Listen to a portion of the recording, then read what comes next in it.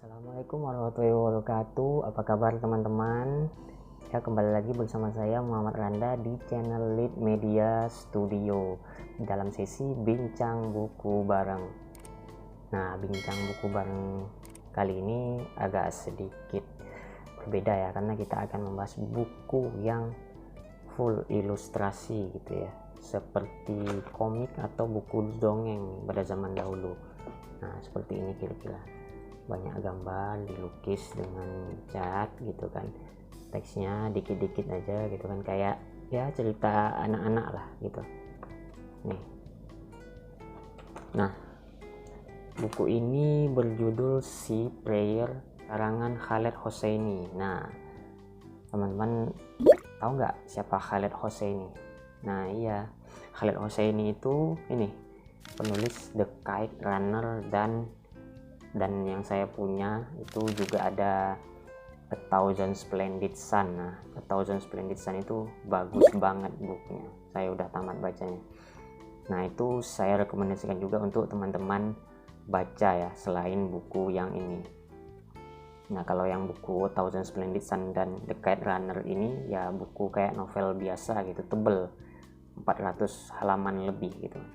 Nah, tapi kali ini Khaled Hosseini menulis sebuah buku kayak buku dongeng, buku pendek gitu ya, dan ilustratornya bernama Dan Williams gitu kan.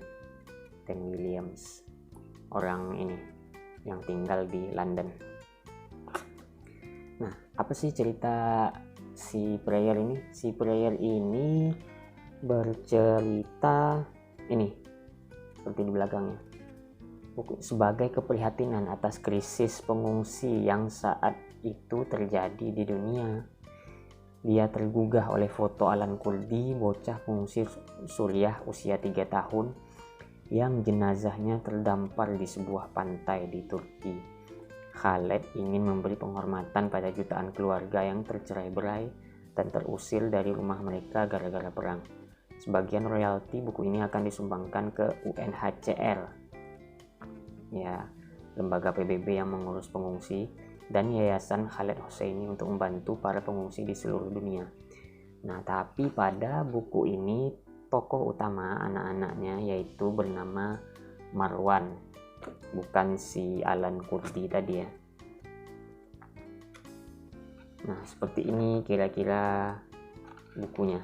Ya, banyak sekali ilustrasi kekacauan pada saat itu ya. Nih, pembukaannya seperti ini. Cahaya rembulan menerangi pantai tempat seorang ayah menimang anak lelakinya yang tertidur. Mereka menanti fajar mereka, menanti perahu tiba. Sang ayah bercerita tentang musim panas kala dia masih kanak-kanak, mengenang rumah kakeknya di Suriah, gemerisik pepohonan zaitun yang diterpa angin sepoi-sepoi, embik kambing-kambing neneknya, dentang panci-panci masaknya. Dia juga mengenang kota Homs dan jalan-jalannya yang ramai, masjid, dan pasar raya. Sebelum bom-bom berjatuhan dari langit dan mereka harus mengungsi.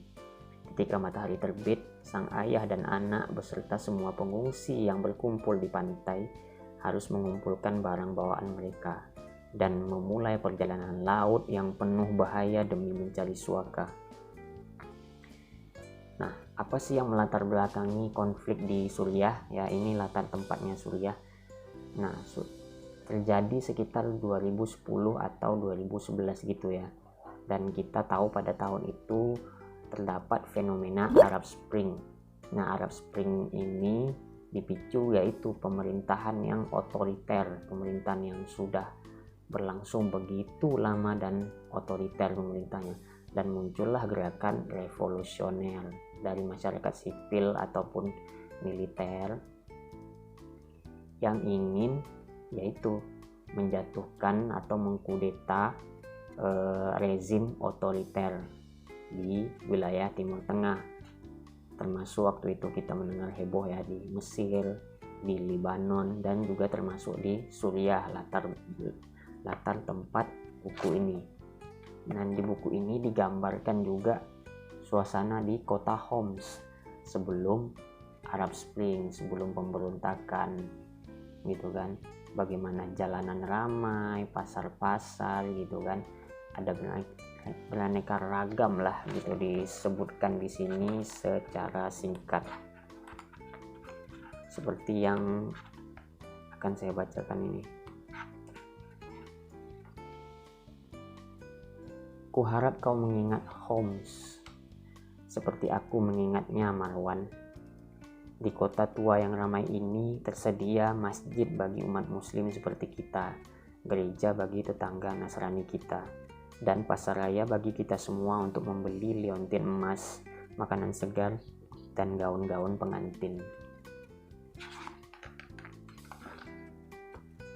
Aku harap kau mengingat jalanan ramai dan aroma kibeh, goreng, dan jalan-jalan sore yang kita lakukan bersama ibumu di sekitar simpang Menara Jam.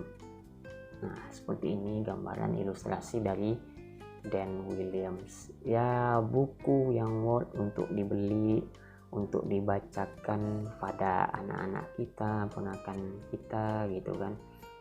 Ceritanya ya ringan, cerita tentang warga kota yang menjadi korban pengoboman gitu kan, dan terpaksa untuk mengungsi ke kota lain atau bahkan sampai ke luar negeri mencari suaka dengan apa ya, dengan kapal atau perahu, apa yang ada lah gitu. Pokoknya di buku ini digambarkan tragis gitu. Anak bernama Marwan tadi gitu kan naik perahu bersama pengungsi lainnya mencari suaka dengan perahu kecil, terombang-ambing di tengah laut berhari-hari, berminggu-minggu, bahkan berbulan-bulan, dan akhirnya terdampar di suatu tempat yang saya sebutkan tadi, salah satunya di Turki gitu loh. Nah, di satu perahu atau di satu kapal kecil itu bisa muat puluhan orang atau sampai ratusan orang gitu ya. Kebayang gimana mendebarkannya, bertahan, survival berhari-hari, berminggu-minggu di atas perahu yang ya nggak sedikit sekali makanan atau bahkan nggak ada yang bawa makanan gitu, hanya ya membawa pakaian yang melekat di tubuh aja gitu. Nah ya walaupun ilustrasinya indah gitu kan, tapi kita bisa mengambil pelajaran dari cerita yang ada di sini, kita bacakan ke anak-anak kita bahwa ini loh akibatnya perang, konflik gitu kan, apalagi perang saudara gitu kan. Ini yang susah ya itu negara masyarakat di kota atau di negara tersebut gitu ya, karena dalam peperangan tidak ada yang menang. Oke, sekian dulu ulasan dari aku ya. Aku harap ini bisa kalian beli. Waktu itu aku dapat harga diskon ini ya, di harga 15.000 aja di Mizan Store gitu kan. Mungkin ini masih cetak lagi atau enggak, silakan teman-teman cek di marketplace yang teman-teman biasa belanja. Oke, sekian dulu review buku kali ini. Kita bertemu lagi di lain kesempatan. Assalamualaikum warahmatullahi wabarakatuh.